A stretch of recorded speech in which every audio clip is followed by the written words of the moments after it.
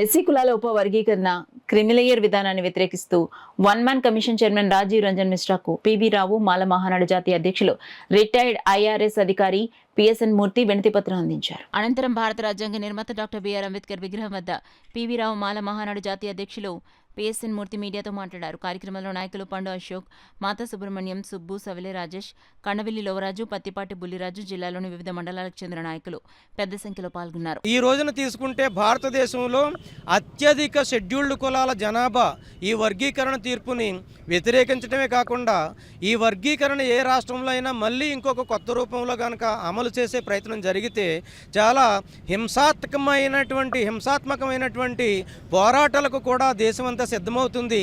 అటువంటి హింసాత్మక పరిణామాలకు దారి తీయకుండా ఇప్పుడున్నటువంటి పాలకులు విజ్ఞతతోటి ఇప్పుడు అంటరానితనం ఉందా లేదా అన్న ప్రశ్నకు వాళ్ళ సమాధానంగా అంటరానితనం ఉంది అన్నది మా వాదన.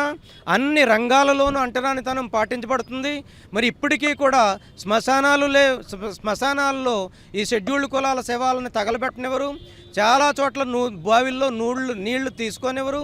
చాలా చోట్ల పోలీస్ స్టేషన్స్లోకి వీళ్ళని అడుగు పెట్టనివ్వట్లేదు. చాలా చోట్ల అంటరానితనం మరి గుడిల్లోకి రానివ్వట్లేదు.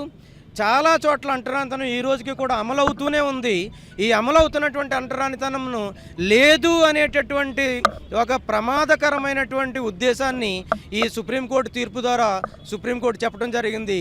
ఇటువంటి తీర్పుని మేమందరము ముక్త కంఠంతో వ్యతిరేకిస్తున్నామని చెప్పడానికి ఈ రోజున ఇచ్చినటువంటి రిప్రజెంటేషన్లో భాగం.